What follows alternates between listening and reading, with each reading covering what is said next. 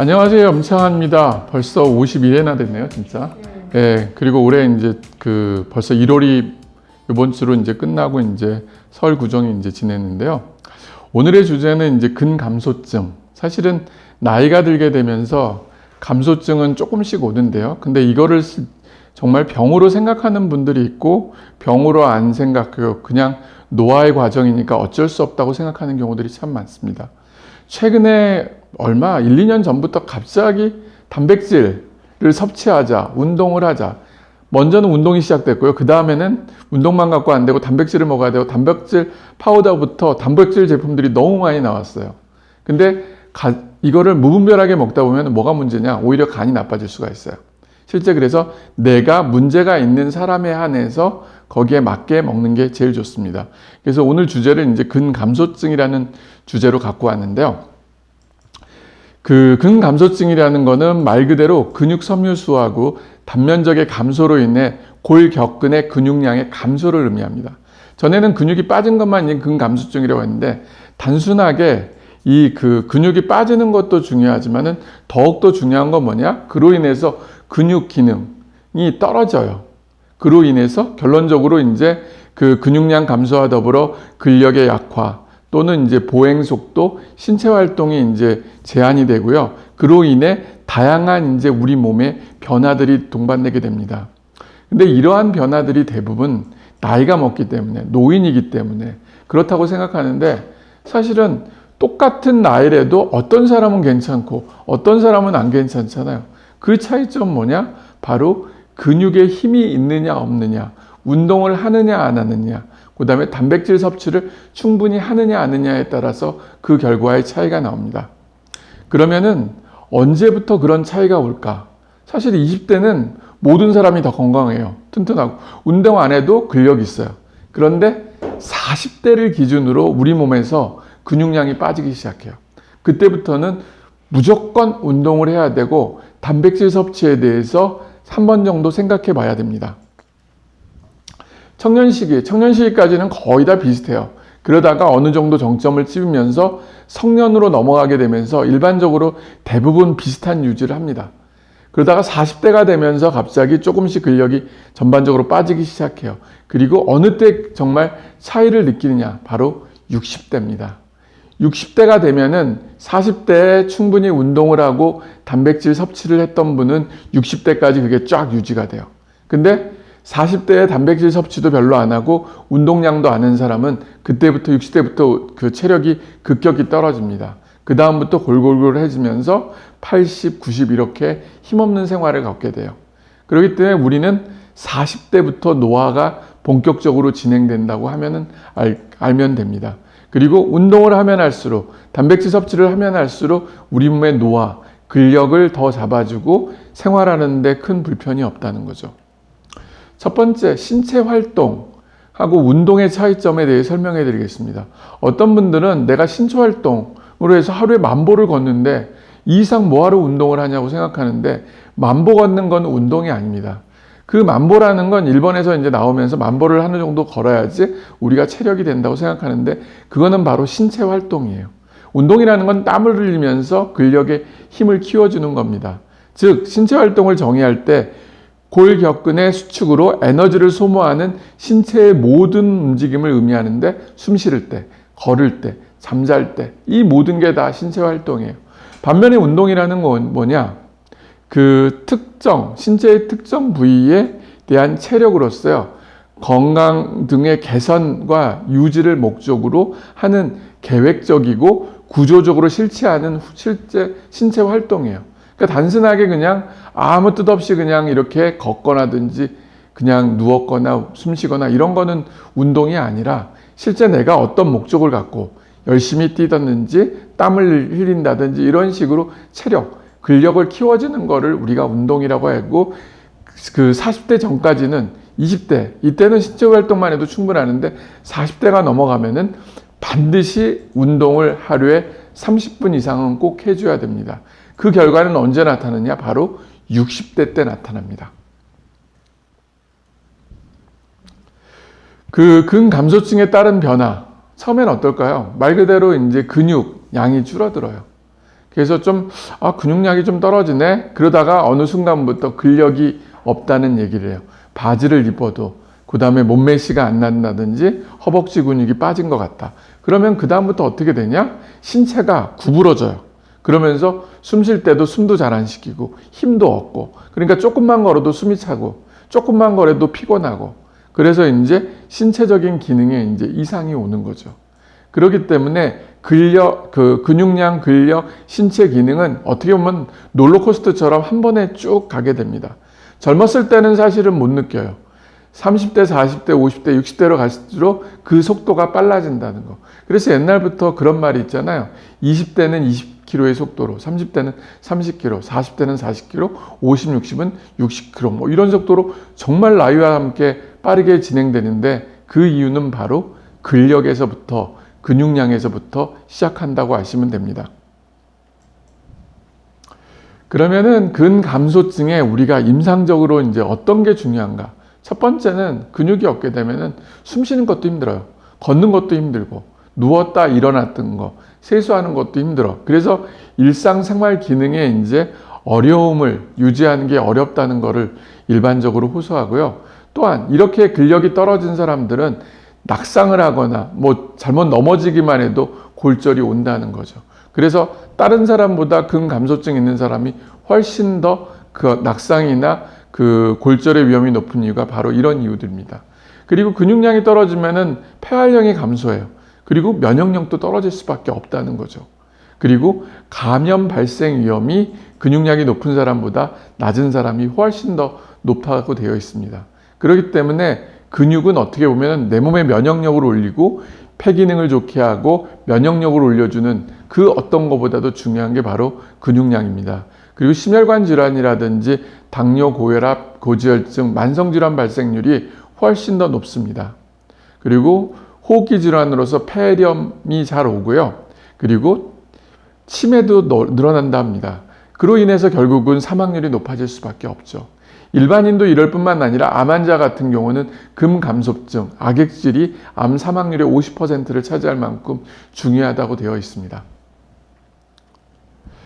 근감소증은 어떤 딱 하나만 가지고 설명을 못해요. 그래서 수많은 인자들, 병적, 생리적 원인의 총합이라고 일반적으로 말하고요. 그래서 일명 노인증후군, 제리아틱 신드롬이라고 하는데, 그 제리아틱 신드롬이라는 것은 나이가 들게 되면서 나타날 수 있는 모든 인자들이 다 근감소증을 유발시킬 수 있다는 거죠.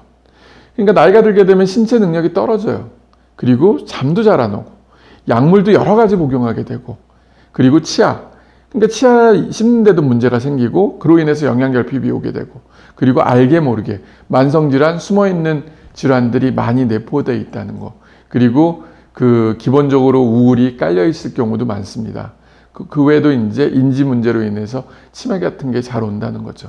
그럼 어떻게 보면은 이 중요한 결과물, 근감소증만 해결해줘도 이런 문제들이 생기더라도 내가 이겨낼 수 있는 힘이 크다는 거죠. 그렇기 때문에 운동, 단백질 섭취가 어느 순간 나이가 먹으면 먹을수록 더욱더 필요한 것 중에 하나입니다. 근감소증을 분류할 때 이제 보통 1차성하고 2차성으로 나눕니다. 1차성이라는 거는 뭐냐? 말 그대로 노화예요. 나이가 들면 어쩔 수 없이 근감소증은 1년에 얼마 정도씩 이제 빠져나가게 돼요. 그러나 우리가 어떻게 보존하느냐에 따라 빠져나가는 것을 천천히 느리게 할 수 있다는 거죠. 두 번째는 이제 어떤 2차성이라는 건 어떤 원인이 있는 거. 대표적인 게 질병, 그 외에 이제 영양, 활동. 이 세 가지 인자들이 주로 관여하는데요. 질병 같은 경우는 뭐냐? 암, 당뇨, 만성질환, 퇴행성 신경질환, 자가면역질환들, 소모성 질환인 경우 이런 근감소증을 유발시키고요. 두 번째 영양은 뭐냐? 단백질 섭취가 부족한 경우예요.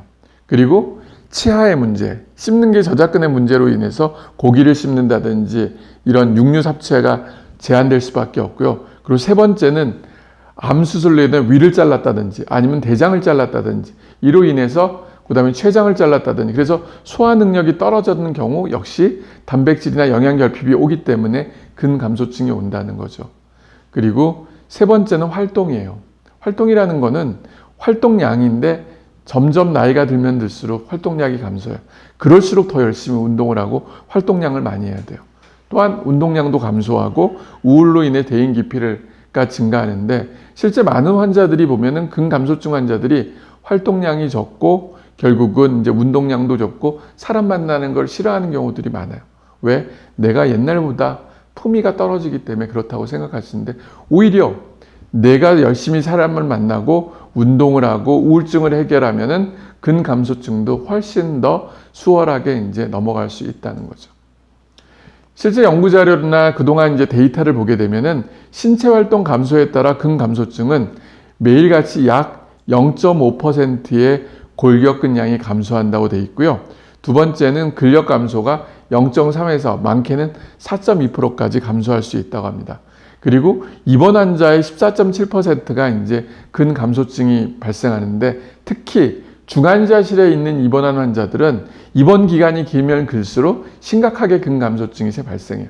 그래서 사실 그 중환자실에서부터 근감소증 예방을 위해서 운동, 재활치료를 해주는 게 이 사람이 나중에 중환자실 나오더라도 훨씬 더 빨리 퇴원할 수 있다는 거죠. 전에 이제 어떤 학회에서 이제 재활학과 선생님이 발표를 해주신데 정말 대단하시더라고요. 중환자실의 환자를 운동을 시키더라고요.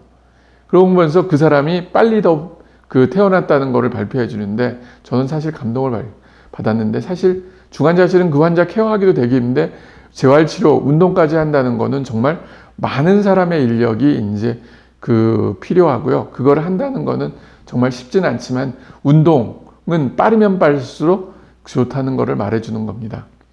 그리고 이제 그 다음으로 질환에 따른 이제 근감소증인데요. 심혈관 질환이 있는 경우 31.4%에서 당뇨가 있는 경우 31.1%, 호흡기 질환이 있는 경우 26.8%, 치매가 있는 경우 26.4%, 그리고 암이 있는 경우는 무려 50%에서 근감소증을 동반한다고 합니다.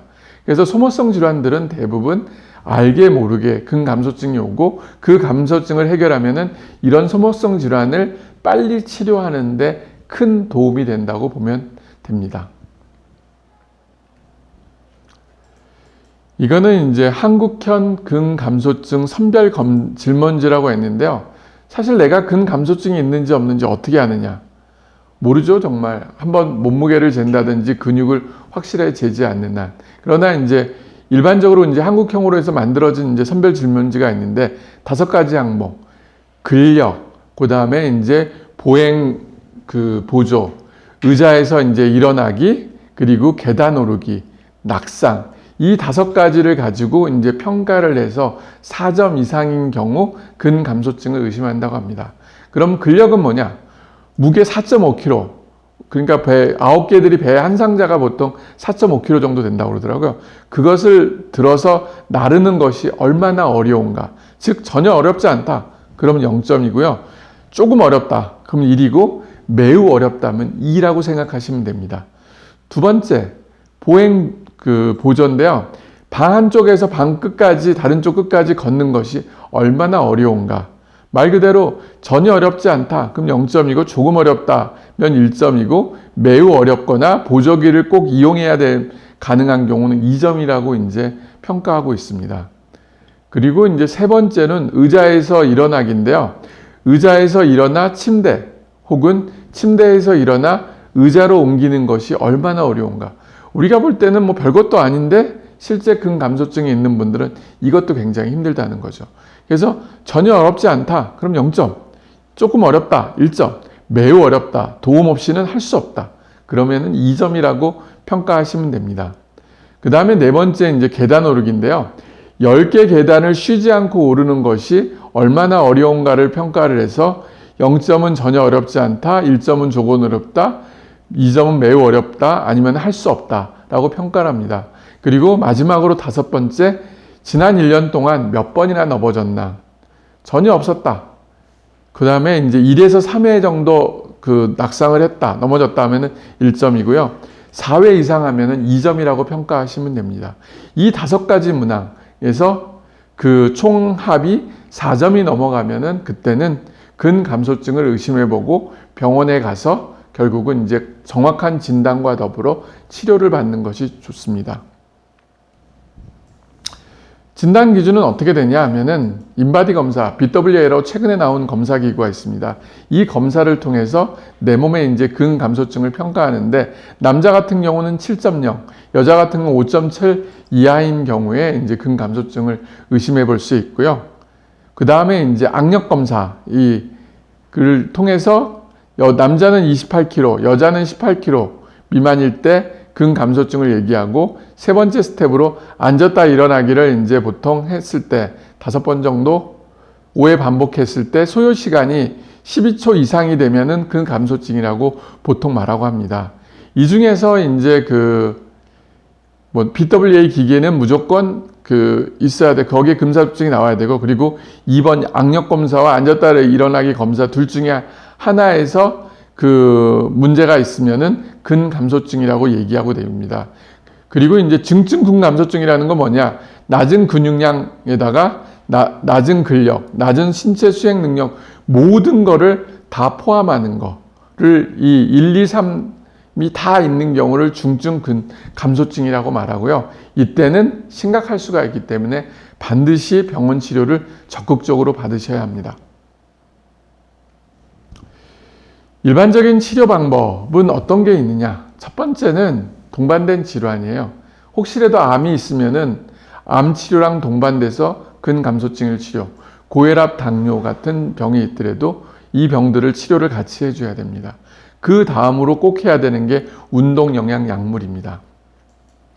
운동이라는 건 말 그대로 그냥 숨쉬기 운동이 아니라 그냥 활동하는 게 아니라 적극적으로 내 몸의 체력을 확보하는 건데요. 근력 운동입니다. 근력 운동하고 이제 유산소 운동을 동반하는 건데,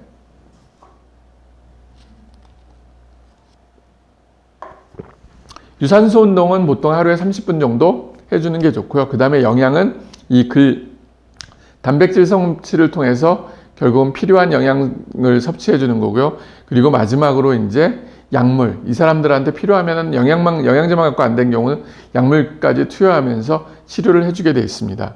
첫 번째는 운동인데요. 운동은 여러 가지 운동이 있는데, 이거는 이제 저희가 이제 일반적으로 추천하고 있는 7가지 운동입니다. 첫 번째, 허벅지 안쪽 스트레칭이라고 해왔고요.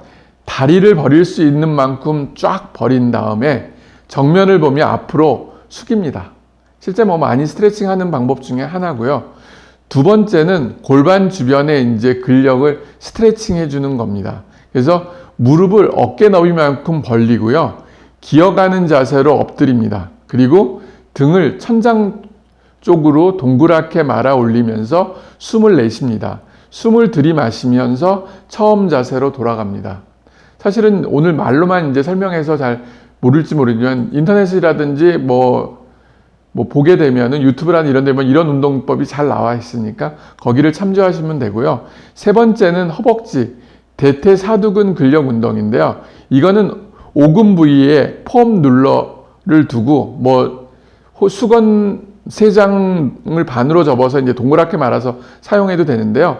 놓고 다리를 일직선이 되도록 발꿈치를 들어 올립니다. 발은 플렉스하여 발끝이 무릎 쪽을 당기도록 잡아당깁니다. 그리고 네 번째는 엉덩이, 허리 근력 운동으로 인해서 무릎을 접고 바로 누운 자세에서 허리를 천천히 들어 올립니다. 그리고 손바닥은 바닥을 향하도록 합니다. 다섯 번째 운동은 엉덩이 허벅지 운동이고요. 측면에서 보았을 때 등과 허리가 일직선으로 되어야 하고요. 앞 무릎이 발이 앞꿈치 앞으로 나가지 않도록 중심을 잘 유지하여 앉았다 일어났다를 반복합니다. 그리고 여섯 번째는 엉덩이 허벅지 운동이라고 해서 큰 보폭만큼 한쪽 발을 앞으로 딛고 몸통을 일직선으로 유지하여 앉았다 일어났다를 반복합니다. 그리고 마지막 7번째는 균형 감각 운동이라고 했고, 똑바로 서서 양발을 벌리고 한쪽 다리를 직각으로 들고 수평을 유지합니다. 이제 말로 해서 그러는데요. 나중에 이제 기회가 될 때 이걸 운동법으로 한번 만들어 보겠습니다. 네, 될지 안 될지는 모르겠고요. 예. 그래서 저 방금 같은 운동을 하루에 시간이 있을 때마다 자주 하루에 3번 정도만 해줘도 근력이 생기기 때문에 많은 도움이 될 것이라고 생각하고요. 그 다음으로 이제 보통 우리가 식사를 잘하는 경우는 상관없지만은 근력이 빠진 사람들은 식사도 잘 못합니다. 이때는 이제 식욕 촉진제라고 해서 보통 병원에서 메게이스라는 약을 처방합니다. 이 메게이스라는 약은 그 식욕 중추를 자극해 입맛이 좋아서 식장량을 늘려서 이제 체중도 증가시키는데요. 암 환자들한테도 많이 사용되고 있는 약 중에 하나입니다. 단, 지방과 수분이 증가하는 반면 단백질의 증가에 따른 근육량이 없어요. 그래서 따로 그 단백질 섭취를 하셔야 됩니다. 단백질 섭취를 따로 하지 않고 이것만 먹고 식사만 하다 보면은 체중은 느는 것 같은데 근력이 안 생긴다는 말을 참 많이 합니다. 그리고 이제 제일 중요한 게 바로 단백질이에요. 그 나이가 들면 들수록 단백질 섭취를 정말 안 하세요. 왜? 이 씹는 힘이 없기 때문에 씹기를 잘 안 하고, 그리고 또 하나는 이제 소화효소 분비가 잘 안 되기 때문에 먹으면 소화가 안 되고 오히려 배가 헛배만 부르고 안 좋다는 얘기를 참 많이 해요. 그러다 보니까 결국은 단백질 섭취를 안 하고, 그리고 점점 체중은 빠지고 소화 기능은 점점 나빠지는 거죠. 말 그대로 계속 악화되는 상황만 점점 진행되는 겁니다. 그럼 그거를 막는 건 뭐냐? 말 그대로 단백질을 먹어야 돼요. 특히 나이가 들면 들수록 고기 섭취량을 더 증가시켜야 돼요. 근데 우리가 고기 먹으면 혹시 암에 걸리지 않나? 혹시 뭐 동맥경화증이라든지 뇌혈증, 뇌졸중, 뭐 다양한 질병에 걸리지 않나? 이런 걱정을 하는데, 실제 근육이 빠져서 근감소증이 오게 되면은 그로 인해서 면역력이 떨어져 암백성균도 증가하고 당뇨, 고혈압 등 다양한 질병이 생깁니다. 그렇기 때문에 그거를 걱정하지 말고 적극적으로 단백질을 먹어야 되고, 혹시라도 단백질에 대한 이제 불안감이 있으면 붉은 고기가 문제거든요. 그러면은 소고기나 돼지고기를 먹을 때 수육 형태로 붉은기를 다 빼고 드시면은 전혀 문제가 없다고 생각하시면 됩니다. 그리고 그것도 소고기 그래도 왠지 불안하다. 그럼 닭고기야 오리고기를 먹는 거를 추천해주고 있습니다. 그럼 하루에 섭취량은 어느 정도 먹는 게 좋냐? 1에서 1.5kg 정도, 1에서 1.5g 정도 먹고 kg당. 그러니까 만약 그대로 내가 60kg인 사람은 하루에 60g에서 90g 정도의 이제 단백질을 섭취하는 게 좋습니다. 많이 빠지면 빠질수록 많은 양을 섭취하는 게 좋고요. 단백질 섭취는 언제 하느냐? 식사할 때 먹으면 됐고, 그것 갖고 부족할 때는 중간에라도 꼭 반드시 섭취해서 오늘 하루양, 말 그대로 60g에서 90g 정도는 먹어주는 게 꼭 채워주는 게 좋습니다. 근데 그 단백질 섭취 중에서도 많은 분들이 이제 단백질 파우더, 요새 광고에서 많이 나오니까 이제 단백질 파우더를 먹는데, 거기에는 이제 중요한 단백질이 부족해요. 그 대표적인 게 바로 루신이에요. 루신은 단백질 합성에 관여하는 특정 단백질 키나제를 활성화시키는 데 관여하는데, 이 루신, 이소발린 뭐 이런 그 단백질 자체가 사실은 우리나라 같은 경우는 전문의약품으로 되어 있습니다. 그래서 그 병원에 가서 처방을 받으라는 이유가 바로 이런 이유들 때문에 그렇습니다. 검사를 하시면 환자에 따라서 주치의가 분명히 이제 필요한 경우에 단백질을 처방해 줄 거고, 처음에 먹기는 어렵대도 먹고 나면은 반드시 좋은 효과를 발휘하고, 실제 저희 병원은 주로 이제 암 환자들을 주로 보는 병원이거든요. 근데 암 환자들이 잘 못 드시고 체중이 빠져서 항암 치료를 못 하는데, 말 그대로 이 중요한 단백질, 저희가 이제 보통 이제 옵티프로틴이라는 단백질이 있는데, 그 단백질을 처방하고 나서 먹으니까 근육도 생기고 체중도 늘어나면서 항암 치료 받는데 훨씬 수월하다는 얘기를 합니다. 저희 환자 중에 89세인 할아버지 분이 계세요. 사실은 옛날에는 70세만 넘어도 항암을 안 하는데, 요새는 체력이 워낙 좋다 보니까 80대, 90세도 항암 치료를 하는 분이 있어요. 근데 그분이 이 단백질 제제를 먹고 나서 그 항암 치료 받는데 훨씬 더 수월했다고 이제 저한테 얘기를 해줍니다. 그래서 그 질병과의 싸움, 노화의 싸움, 그리고 암과의 싸움은 다 어떻게 보면은 근육과의 싸움이라고 보시면 됩니다. 그 다음으로 중요한 영양제들이 몇 가지가 있는데요. 제일 대표적인 게 오메가3입니다. 오메가3는 이제 DHA하고 EPA가 있는데, 주로 EPA가 가장 큰 작용을 합니다. EPA는 주로 어디냐? 동물성 오메가3에 주로 많아요. 사실 최근에 뭐 그 동물성이 안 좋고 식물성이 좋다 해갖고 뭐 식물성 오메가3를 많이 얘기하지만은 EPA는 주로 그 동물성에 많이 있기 때문에 우리가 어떤 질병을 치료하고 우리 건강을 위해서는 EPA 함량이 중요하기 때문에 동물성 오메가3를 먹는 게 좋습니다. 이 EPA는 근감소증 환자에서 체중 감소를 막아주는 대표적인 영양제 중 하나이고요. 그거의 기전은 이제 크게 세 가지를 보는데, 첫 번째는 TNF-알파 수치를 감소시켜서 골격근 세포의 세포 사멸을 감소시켜요. 두 번째는 유비퀴논 프로테아좀 단백질 분해 경로로 알려진 근육 손실을 촉진시키는 경로를 하향 조정시켜줍니다. 그리고 마지막으로 근육 인슐린 민감도를 증가시켜 단백질과 탄수화물 섭취를 향상시키는 효과를 가지고 있어요. 결론적으로 EPA는 근감소증 환자가 근육량을 얻고 체중을 유지하도록 도와주는 것 중에 하나가 바로 이 오메가3입니다. 그 다음으로 영양제 중으로 중요한 게 바로 코엔자임 Q10이에요. 왜 코엔자임 Q10이냐? 코큐텐은 노화의 비타민이란 말을 많이 해요. 그 이유는 바로 코엔자임 Q10이 우리 몸에서 여러 가지 작용을 하는데 에너지를 만드는 데 작용을 해요. 40대가 되면은 이 코엔자임 Q10이 농도가 떨어지는데 특히 심장 부분에서 떨어져요. 심장에서 떨어지다 보니까 심장이 이 수축을 못해서 심장이 이렇게 이제 수축을 제대로 못해서 피를 각 장기로 보내주지를 못해요. 그러면 그 장기로 피를 못 가기 때문에 결국은 사람들이 운동을 한다든지 숨을 쉰다든지 기력을 내는데 기력이 떨어질 수밖에 없는 거죠. 그렇기 때문에 코엔자임 Q10이 중요한 역할을 하고요. 우리가 보통 이제 에너지를 이제 그 코엔자임 Q10인데 어떻게 하느냐? 그 아미노산, 탄수화물, 이제 지방이 우리 몸에 들어오면 아세틸코에를 통해서 TCA 사이클을 통해서 미토콘드리아 내에서 ATP를 생성시켜요. 근데 이 ATP가 36 ATP로 가는데 코엔자임 Q10이 필요하다는 거죠.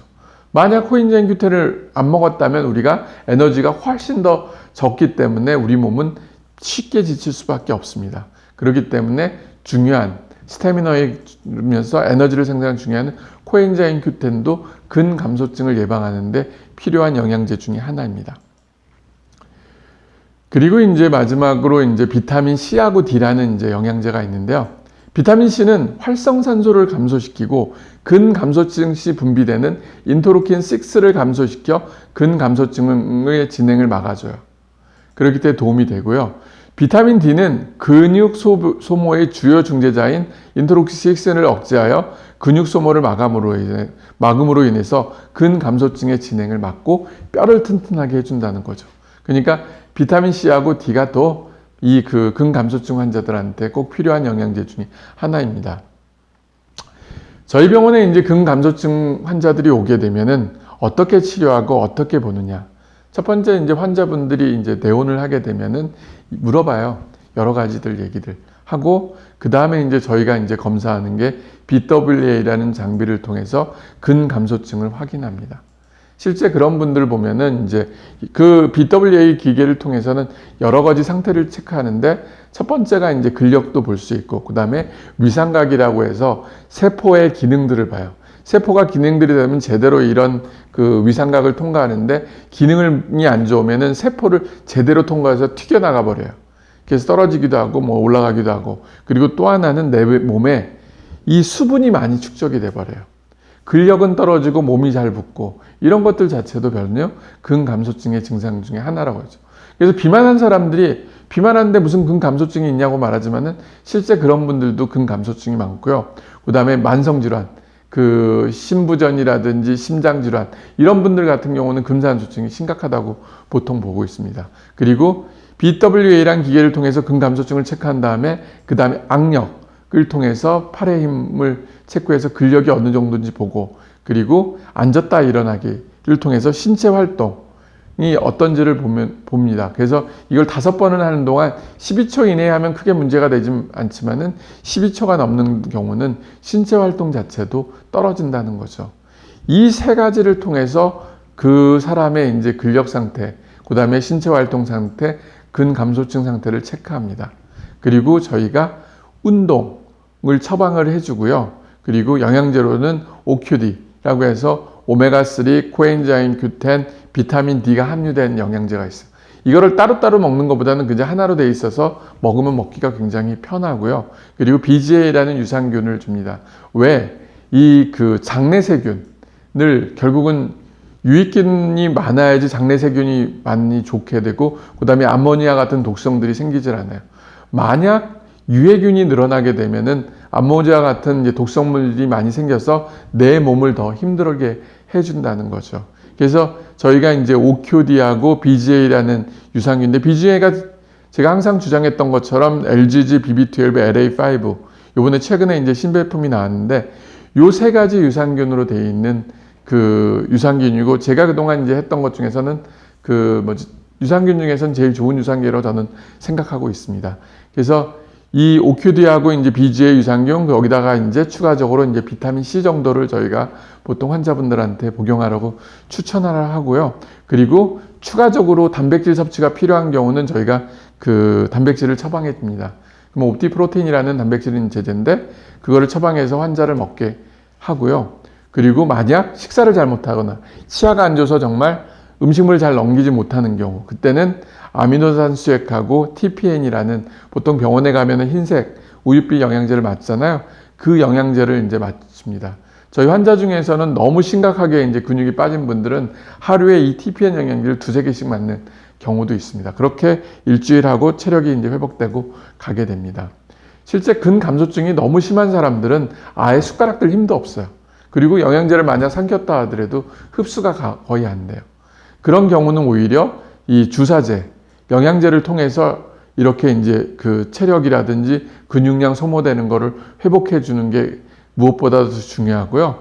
그 다음에 이제 근력 운동과 스트레치 운동, 말 그대로 앉았다 일어나기만 해도 되고요. 아까 설명했던 7가지 운동을 하루에 뭐 정말 5번에서 10번을 3번 정도만 할 수 있다면은 근력을 키우는데 그 무엇보다도 이제 중요하다고 봅니다. 더불어 이제 만약 한다고 하면은 진짜 등산이라든지 걷는 거, 뛰는 거를 동반해 준다면은 더욱더 좋을 수밖에 없겠죠. 그리고 이제 이런 것들을 통해서 저희가 한 달이나 2달마다 이제 추적 관찰을 하면서 이 사람의 이제 근육 상태라든지 이런 것을 체크해서 조금씩 이제 향상시켜 줍니다. 근감소증 환자들이 사실은 체중 재는 걸 제일 두려워해요. 왜? 근육이 빠졌는데 또 재면 또 잴 텐데. 그리고 그러다 보니까 오히려 병원을 안 와요. 가봤자 또 의사한테 또 왜 안 지키셨어요? 뭐라고 그냥 혼나는 것보다 그냥 아예 피해요. 근데 뭐든지 그렇잖아요. 잘못된 거를 교정할 때는 순간이에요. 근데 그 순간을 넘어가게 되면은 나중에 그 교정을 하고 나면 나중에 건강은 정말 엄청난 겁니다. 그래서 그 40대 운동하고 단백질 섭취를 적극적으로 하면은 60대가 평온해지고요. 60대에도 운동을 하고 그 다음에 이제 그 단백질 섭취를 해주게 되면은 80대, 90대, 100세가 편해진다고 합니다. 지금 이 순간 본인이 혹시라도 근감소증이 있다든지, 근감소증은 없다 하더라도 단백질 섭취를 잘 안 한다든지 운동을 안 한다고 하면은 지금이라도 늦지 않았습니다.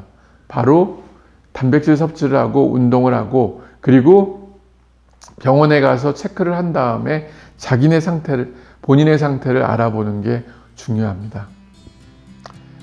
네, 지금까지 시청해 주셔서 감사합니다. 그러면 제가 이제 옆으로 잠시에 가서 이제 질문을 받겠습니다.